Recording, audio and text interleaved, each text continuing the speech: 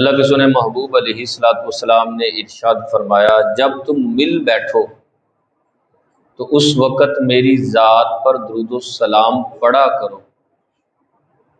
اس کا فائدہ یہ ہوگا کہ تمہارا جو مل بیٹھنا ہے اللہ اس میں برکت دے گا، اور اس درود پاک کی وجہ سے کل بروز قیامت اللہ تمہیں نور بھی عطا فرمائے گا، برکتیں بھی ملیں، اور قیامت والے دن جب نور کی ضرورت ہو پھر نور بھی ملے۔ تو یہ ساری کی ساری برکتیں آقا کریم علیہ الصلوۃ والسلام کے دم کرم سے ہیں۔ اللہ رب العزت ہم سب کو جو ہے وہ محبت کے ساتھ، کثرت کے ساتھ درود و سلام پڑھنے کی توفیق عطا فرمائے۔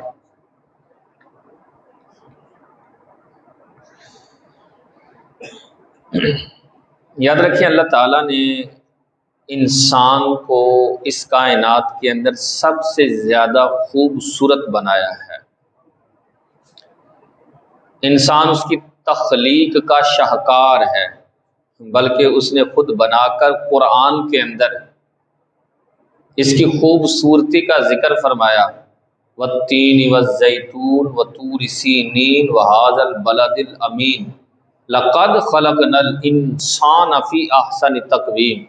چار قسموں کا ذکر فرما کر پھر اس کے بعد لام تاکید اور قد بھی تحقیق کا ذکر فرمایا ہے۔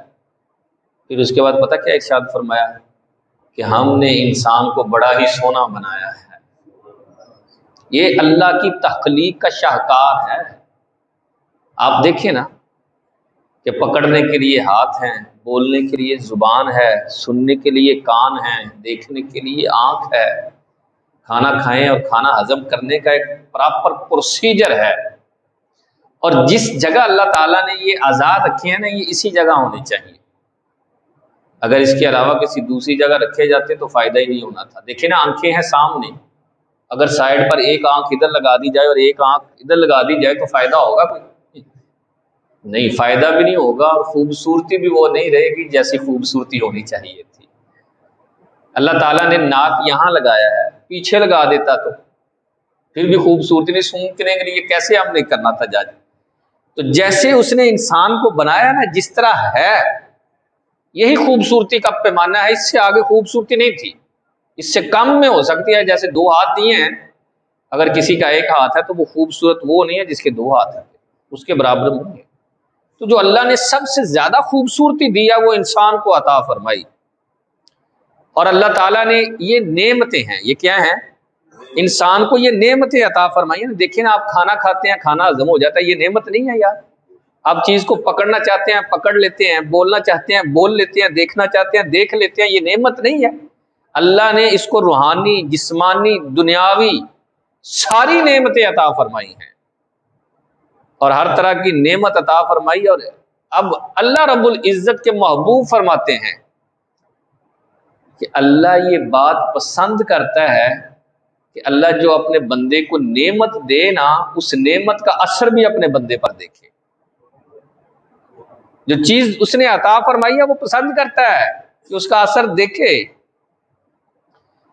میں نے تو کتنی مرتبہ یہ جج بھی کیا ہے، کئی مرتبہ ہوتا ہے نمازی کوئی بندہ نہ کہنا، کوئی محبت کرنے والا کوئی نمازی آدمی آ کر سوٹ دیتا ہے، کہتا ہے حضرت صاحب تہاڈی مہربانی جے، تسی آپ ہی سوا کے تے آپ ہی پانا، مینوں اچھا لگے گا۔ مطلب جب کوئی چیز کسی کو دی جا رہی ہوتی ہے نا، وہ بندہ یہ چاہتا ہے یار یہ خود استعمال کرے، وہ اس کے اثر کو اس بندے کے اوپر دیکھے۔ اور اللہ رب العزت کے محبوب نے ساتھ یہ بھی ارشاد فرمایا، نعمت ملنی ہے تو پھر اس نعمت کا شکر ادا بھی کرنا ہے۔ شکر کی کتنی فضیلت ہے؟ فرمایا جب بندہ کھانا کھائے نا، کھانا کھا کر یہ کہ مولا تیرا شکر ہے، الحمدللہ رب العالمین، مولا تیرا شکر ہے کہ تو نے کھانا کھانے کے لیے ہمیں عطا فرمایا۔ فرمایا یہ لفظ کہتا ہے تو ایسے ہے جیسے روزہ رکھ کر اللہ کی عبادت کرنے والا۔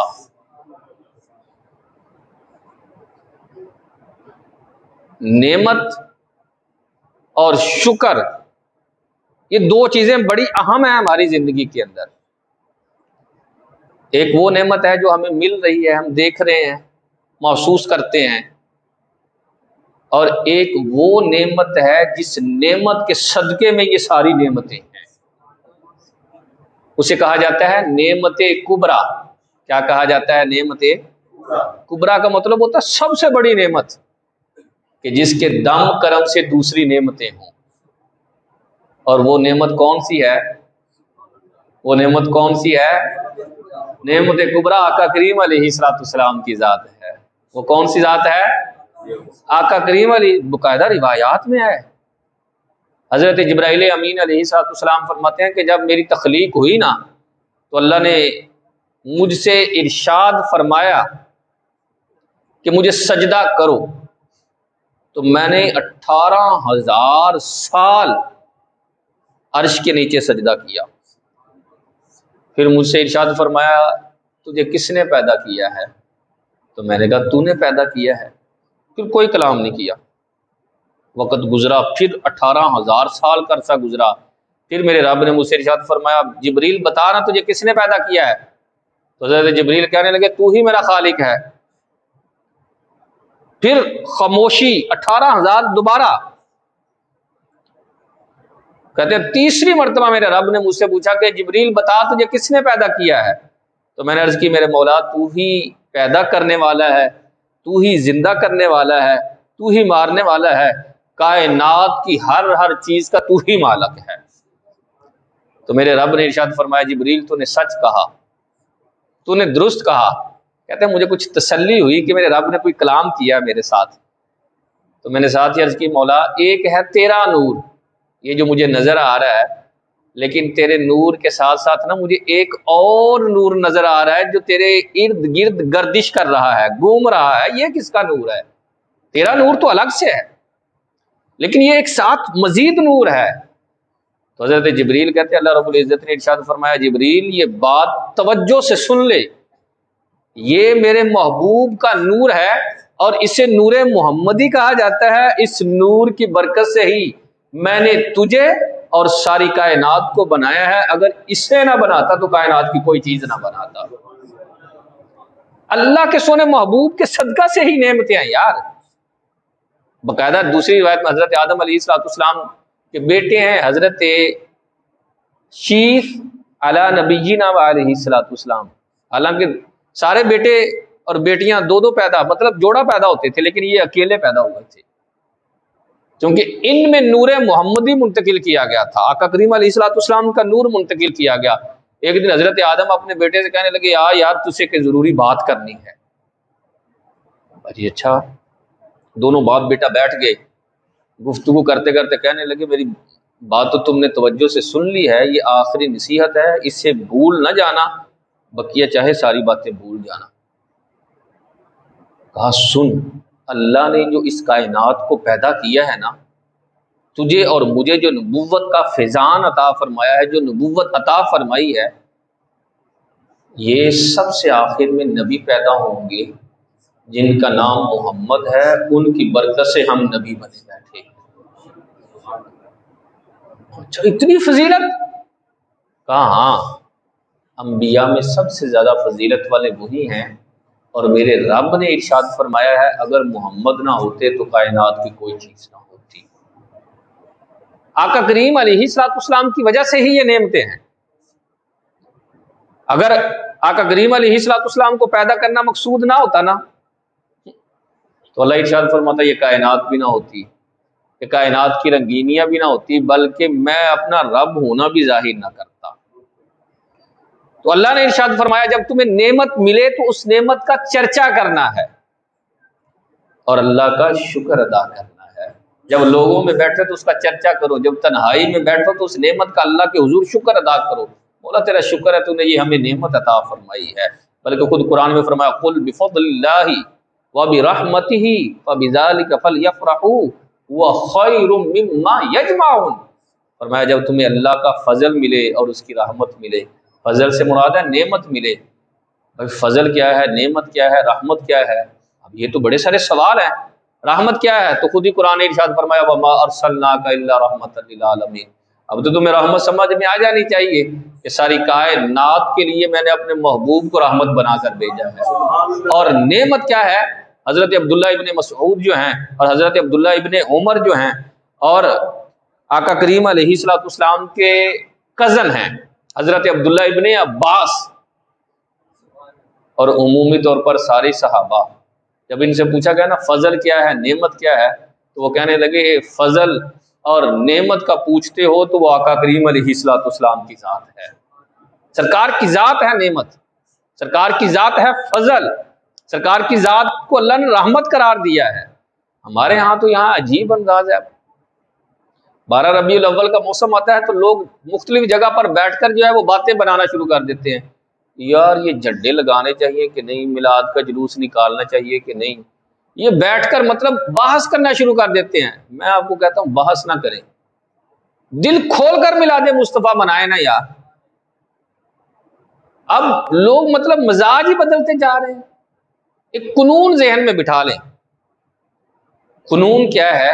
جائز اور ناجائز کا دار و مدار اس چیز پر نہیں ہے کہ آقا کریم علیہ الصلوۃ والسلام نے یہ عمل کیا ہے یا نہیں کیا، صحابہ نے یہ عمل کیا ہے یا نہیں کیا، نہ اس بات پر تو ہے ہی نہیں۔ کتنے سارے کام سرکار نے نہیں کیے، صحابہ نے نہیں کیے، ہم کرتے ہیں۔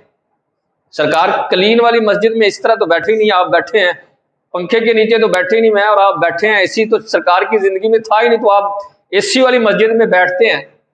بھائی کتنے سارے کام ہیں، جائز اور ناجائز کا دار و مدار اس بات پر نہیں ہے کہ سرکار نے یہ عمل کیا ہے یا نہیں کیا، بلکہ اس بات پر ہے کہ سرکار نے یا اللہ نے اس بات سے منع کیا ہے یا نہیں کیا۔ اگر منع کیا ہے تو ناجائز، اور اگر منع نہیں کیا اس کام سے تو وہ کام ہے جائز۔ اور میلاد شریف تو ویسے ہی اللہ کے رسول صلی اللہ تعالی علیہ وسلم بذات خود بھی منایا کرتے تھے، کہتا کہاں لکھا ہے میلاد منانا؟ سیدھا سا سادہ سا جواب یہی ہے، آپ چپ کر کے یہ کہیں نا، کوئی کہے نا آپ سے کہ کہاں لکھا ہے میلاد منانا، تو آپ کہتے جی عاشق رسول کی قسمت میں لکھا ہے میلاد منانا۔ یار دلیلیں ہی دیتے رہیں گے ساری عمر، ساری عمر اسی میں رہنا ہے۔ ہر سال 12 ربیع الاول کا موسم آتا ہے تو لوگ نکل آتے ہیں۔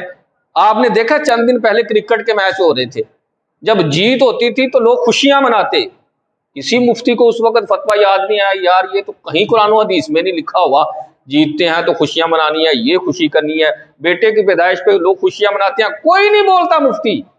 میلاد کا موسم آئے تو جناب یہ لوگ کھڑے ہو جاتے ہیں، یہ کہاں لکھا ہے، نہیں منانا چاہیے، ایسے کرنا چاہیے، ایسے کرنا چاہیے۔ یار کمال نہیں ہوگا، انداز بدل گئے۔ جس کے لیے اللہ رب العزت نے ساری کائنات کو بنایا تم اسی کے بارے میں کہہ رہے ہو کہ نہیں ان کی پیدائش کی خوشیاں نہیں منانی چاہیے۔ دیکھیں نا صحابہ کرام کا عمل دیکھیں، صحیح مسلم کی یہ روایت ہے، کتاب الذکر و دعا ہے، صحابہ کرام علیہ الصلوۃ والسلام اپنے حجرہ انور یہ صحیح مسلم کتاب الذکر و دعا کے اندر یہ حدیث نقل ہے کہ صحابہ کرام علیہم الرضوان مسجد نبوی کے اندر بیٹھے ہوئے تھے، حلقہ لگا کر گفتگو کر رہے تھے کوئی، اور آقا کریم علیہ الصلوۃ والسلام اپنے گھر کے اندر موجود تھے۔ تھوڑی دیر ہوئی، عمومی طور پر وہ وقت سرکار کے نکلنے کا نہیں تھا، لیکن صحابہ نے دیکھا کہ آج سرکار باہر تشریف لے آئے، اور آتے ہی ارشاد فرمایا ما اجلسکم، تمہیں کس چیز نے یہاں بٹھایا ہوا ہے، کیوں بیٹھے ہو یہاں؟ اب صحابہ کا جواب سننے والا ہے، کہنے لگے جلسنا نذکر اللہ، ہم یہاں بیٹھے ہیں کہ اللہ کا ذکر کریں، وَنَحْمُدُهُ، اور اس کی حمد بیان کریں، عَلَى مَا هَدَانَا لِلْإِسْلَامِ، اس بات پر کہ اس نے ہمیں اسلام دیا ہے، وَمَنَّ بِهِ عَلَيْنَا، اور اس بات پر اللہ کا شکر ادا کریں کہ اس نے آپ کی صورت میں ہم پر انعام فرمایا ہے، آپ کی نعمت ہمیں عطا فرمائی ہے۔ فضل رب العلا، اور کیا چاہیے، فضل رب العلا اور کیا چاہیے، مل گئے مصطفیٰ اور کیا چاہیے۔ اب آقا کریم علیہ الصلوۃ والسلام نے پتہ کیا فرمایا؟ فرمایا تم اس بات پر قسم کھا سکتے ہو کہ تم اسی لیے بیٹھے تھے کہ جو اللہ نے تمہیں میری صورت میں نعمت عطا فرمائی ہے اس کا شکر ادا کر رہے تھے اور اللہ کا ذکر کر رہے تھے۔ صحابہ نے باقاعدہ قسم اٹھائی اور کچھ پریشان ہوئے۔ جب پریشان ہوئے تو اللہ کے رسول نے ان کی پریشانی کو دور کرتے ہوئے پتہ کیا ارشاد فرمایا؟ فرمایا یار میں تہمت کی وجہ سے قسم نہیں لے رہا، ایسی بات نہیں ہے۔ تھوڑی دیر پہلے جبرائیل امین علیہ الصلوۃ والسلام میری بارگاہ میں حاضر ہوئے اور حاضر ہو کر کہنے لگے محبوب ذرا اٹھے تو صحیح، باہر اپنے غلاموں کی گفتگو تو سنے، وہ گفتگو کیسی شاندار گفتگو کر رہے ہیں، اور وہ اللہ کو اس قدر پسند ہے کہ ان اللہ یباہی بکم الملائکہ، جب وہ آپ کی تعریفیں کر رہے ہیں آپ کی صورت میں اللہ نے جو ان پر انعام کیا اس کا شکر ادا کر رہے ہیں. اللہ کو یہ عمل اتنا پسند آیا ہے، اللہ فرشتوں کے سامنے فخر فرما رہا ہے، دیکھو میرے محبوب کے غلام میرے محبوب کی کتنی تعریف فرما رہے ہیں. اللہ کو یہ کتنا پسند آ رہا ہے. اب دیکھیں نا، ایک چھوٹی سی مثال لے لیں یار. جو چیز کوئی بناتا ہے، جیسے مستری ہے نا، مستری، اس سے کہا جائے کہ یہ مسجد بنانی ہے، یہ چار دیواری بنانی ہے، اس نے بنا دی. اب آپ مسجد میں آئے، آپ کہتے ہو یار پتھر جڑا نا صحیح نہیں لگا، کس سے کام کا نہیں لگا، یہ دیوار ٹیڑھی ہے، اس میں نقص ہے، اس میں عیب ہے. اب مجھے یہ بتائے، مستری خوش ہوگا یا اس کو دکھ ہوگا؟ تسی کہ ٹاڑے جو کوئی مستری تو نہیں ہے تو نہیں نا بھائی، خوشی ہوگی یا اس سے تکلیف ہوگی؟ تکلیف ہوگی. اور آپ مسجد میں آئے، آپ کو کمال یار کتنا سونا کام کیا ہے، کیا خوبصورت پتھر لگایا ہے یار، بڑا کمالدار اور شاندار کام ہے. مستری خوش ہوگا یا آپ اسے تکلیف ہوگی؟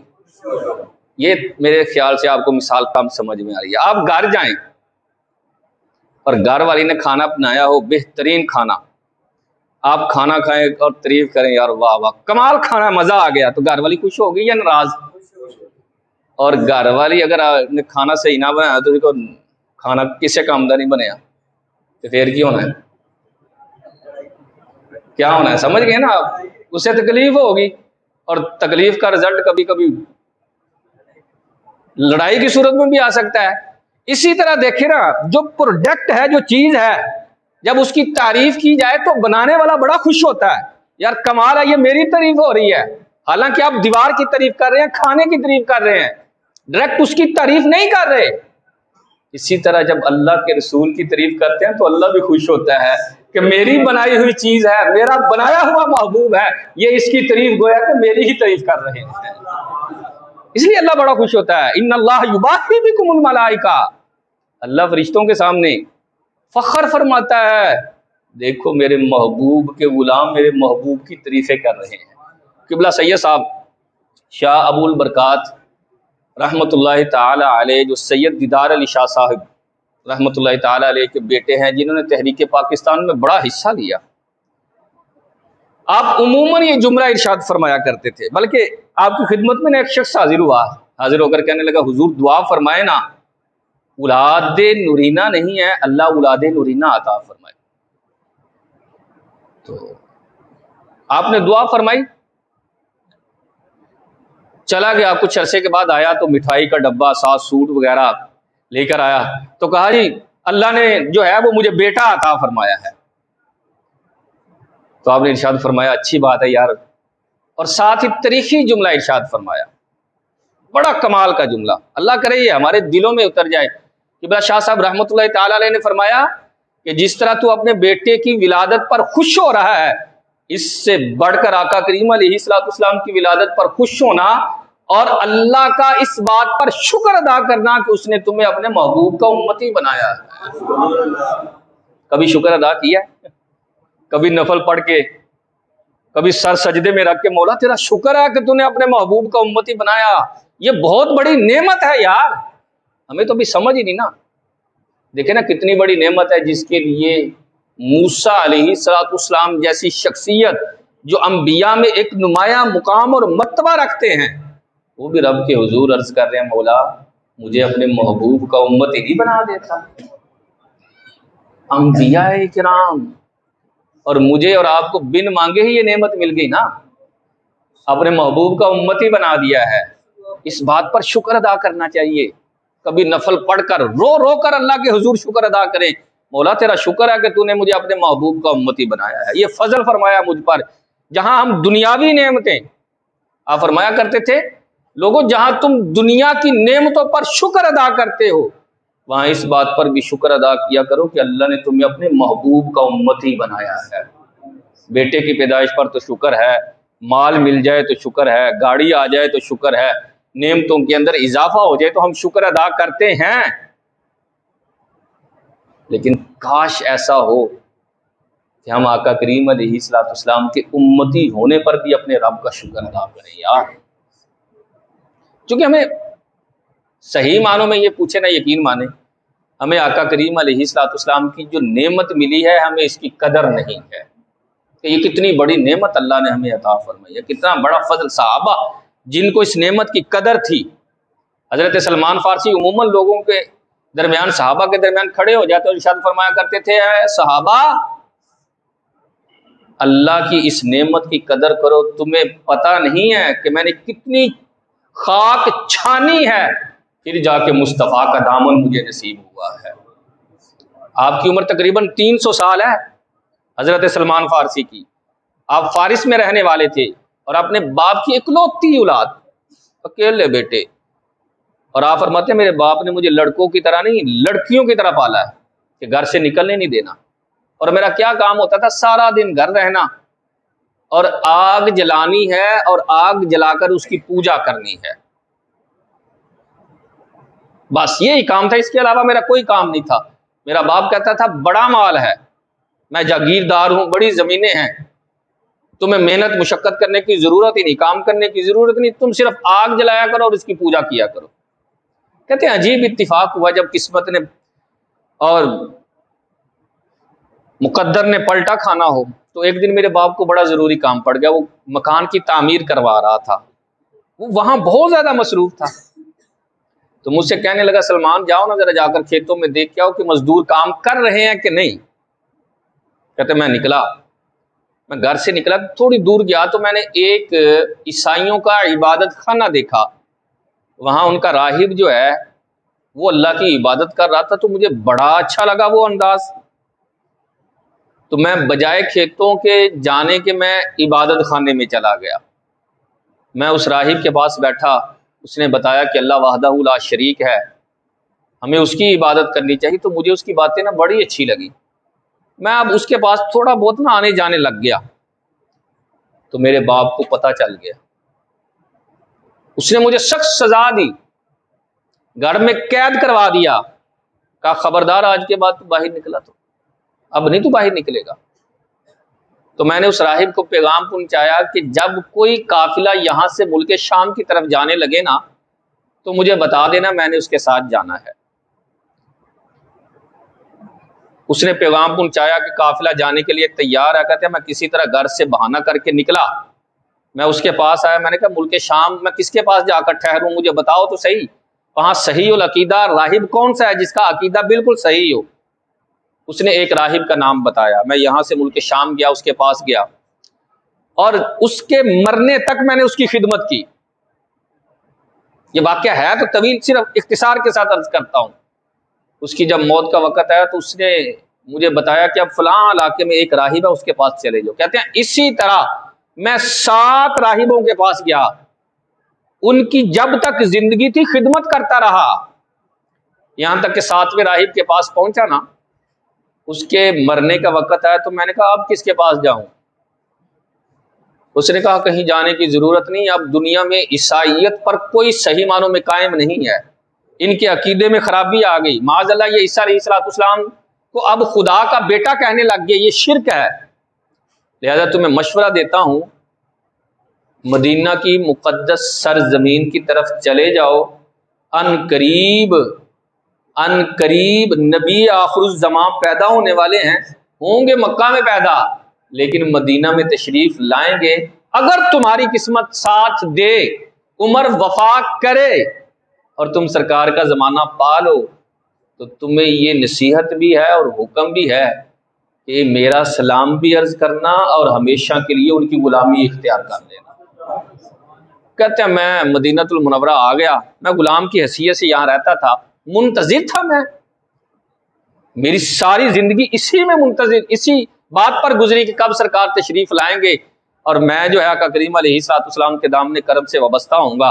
جب میں اس سے جدا ہوا تھا نا، اس راہب سے، اس نے مجھے 3 نشانیاں بھی بتائیں، کہنے لگا وہ صدقہ نہیں کھاتے، ہدیہ قبول کر لیتے ہیں اور دونوں کندھوں کے درمیان مہر نبوت لگی ہوئی ہے جو واضح طور پر نظر آتی ہے۔ تو اچھا، سلمان فارسی کہتے ہیں میں اپنے آقا کا کام کرتا رہتا، دن کو کام کرتا، رات کو روزانہ کی بنیاد پر سرکار کو یاد کیا کرتا تھا، میری عادت تھی کہ کب آئیں، اور دعا مانگا کرتا تھا یا اللہ میری زندگی وفا کرے میں مدینے والے مصطفیٰ کی زیارت کر سکوں۔ کہتے ہیں زندگی نے وفا کی، اور ایک دن میں باغ میں کھجوریں اتار رہا تھا تو کسی نے آ کر میرے مالک کو خبر دی کہ تمہیں پتہ ہے محمد صلی اللہ تعالی علیہ وسلم جنہوں نے مکہ کے اندر نبوت کا دعویٰ کیا ہے اب وہ مدینے میں آ گئے ہیں، ہجرت فرما لیا۔ کہتے ہیں میں خوشی سے نا اوپر ہی جھومنے لگ گیا، تو میرے مالک نے کہا تجھے کیا ہوا ہے، کیوں جھوم رہا ہے، تو غلام ہے اپنا کام کر۔ میں نے کہا ہاں ٹھیک ہے۔ شام ہوئی تو بڑی مشکل سے گویا کہ شام ہوئی، میں تو شام تک کا انتظار کر رہا تھا کب شام ہو، میرا کام ختم ہو اور میں فوراً سے بارگاہ مصطفیٰ میں حاضر ہو جاؤں۔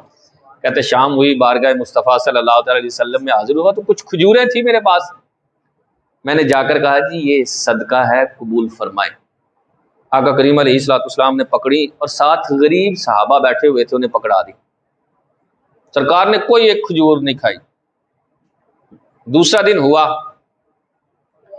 تو آقا کریم علیہ الصلوۃ والسلام کی بارگاہ میں دوبارہ حاضر ہوئے اور پھر کھجوروں کا تحفہ لے کر آئے تو کہا جی یا رسول اللہ صلی اللہ تعالی علیہ وسلم یہ نا ہدیہ ہے قبول فرمائیں۔ سرکار نے پکڑی، کچھ تناول فرمائی، کچھ غریب صحابہ کو دی تو حضرت سلمان فارسی عرض کرنے لگے یا رسول اللہ کل بھی کھجوریں تھیں، آج بھی کھجوریں ہیں، کل آپ نے کوئی نہیں کھائی، آج کھا لی ہیں، وجہ کیا ہے؟ فرمایا سلمان یار دراصل نا مجھ پر میرے رب نے صدقہ کو حرام فرمایا ہے اور ہدیہ یعنی تحفے کو جو ہے نا وہ حلال فرمایا ہے۔ کہنے لگے دو نشانیاں تو پوری ہو گئی، اب تیسری کا کیا کروں؟ تیسری ہے بھی دونوں کندھوں کے درمیان پیچھے، اور سرکار نے پہنی بھی قمیض ہے وہ عموماً چھپی ہوتی ہے، یہ کھڑے سوچ رہے تھے۔ اتنے میں آقا کریم علیہ الصلوۃ والسلام نے نا خود ہی قمیض کا دامن اٹھایا، فرمایا سلمان یہ سوچ رہے ہو نا تیسری نشانی کیسے دیکھنی ہے، دو پوری ہو گئی ہیں، تیسری میں تجھے خود دکھا دیتا۔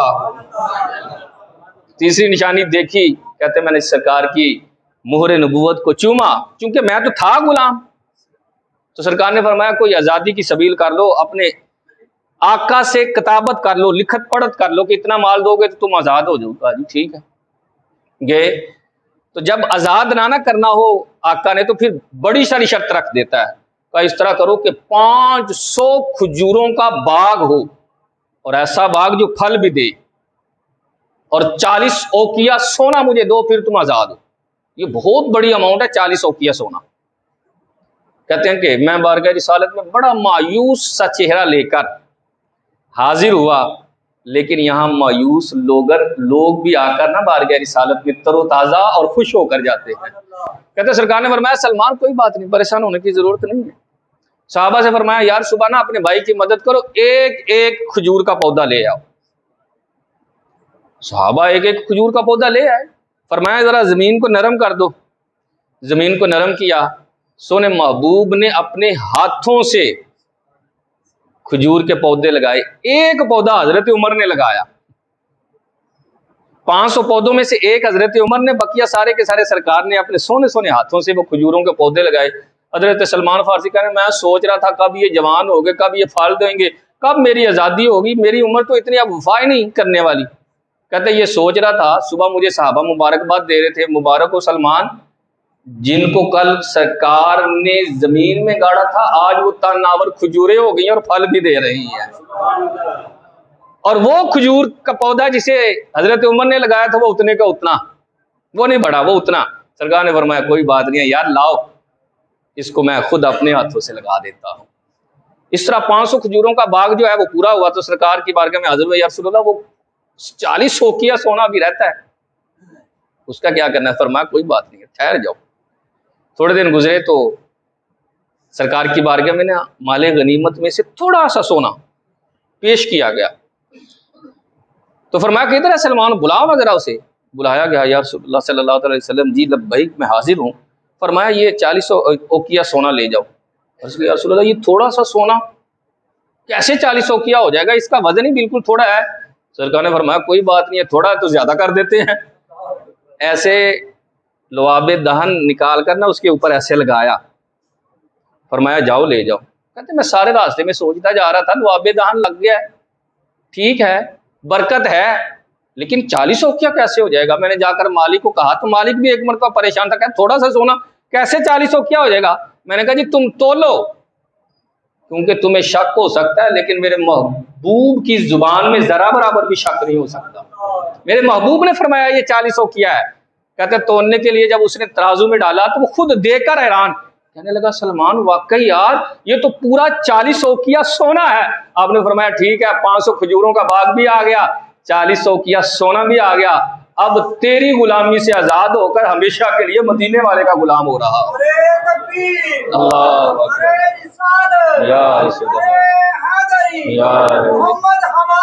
بڑی شان والے، بڑی شان والے، بڑی شان والے۔ تو یہ آقا کریم علیہ السلام کے بارے میں عموماً فرمایا کرتے تھے، لوگوں اللہ کی اس نعمت کی قدر کرو، تمہیں نہیں پتا کہ یہ نعمت کتنی بڑی نعمت اللہ نے تمہیں عطا فرمائی ہے۔ یقین مانے ہمیں نہیں صحیح معنوں میں پتا آقا کریم علیہ السلام کی جو نعمت اللہ نے ہمیں عطا فرمائی، ہم اپنی قسمت پر جتنا بھی ناز کریں وہ کم ہے کہ اللہ نے ہمیں اپنے محبوب کی امت میں پیدا فرمایا ہے یار، اس بات پر شکر ادا کرنا چاہیے۔ تو یہ آقا کریم علیہ السلام کی اوصاف کا ذکر کرنا، ولادت کا ذکر کرنا، نعمت کا ذکر کرنا، یہی میلاد مصطفیٰ ہے، اس میں کسی قسم کا کوئی شک اور ڈاؤٹ نہیں ہو سکتا یار، ایک امتی ہونے کی حیثیت سے۔ جو کہ نہیں تو پھر کہیں بھائی وہی بات، پہلی بات جہاں سے ہمارا بیان شروع ہوا تھا کہ وہ پوچھے کہ میلاد مصطفیٰ کہاں لکھی ہے، تو جواب کیا ہے؟ عاشق رسول کی قسمت میں لکھی ہے، عاشق رسول کی قسمت میں لکھی ہے۔ اللہ نے ہمیں یہ نصیب عطا فرمایا ہے کہ ہم اپنے محبوب کا نام بھی لیتے ہیں، ذکر بھی کرتے ہیں، تذکرے بھی کرتے ہیں، اور ہمارا عقیدہ یہی ہے کہ سب سے اولا ہو اعلیٰ، سب سے بالا ہو اعلیٰ، یہ ہمارا عقیدہ ہے، بس سیدھی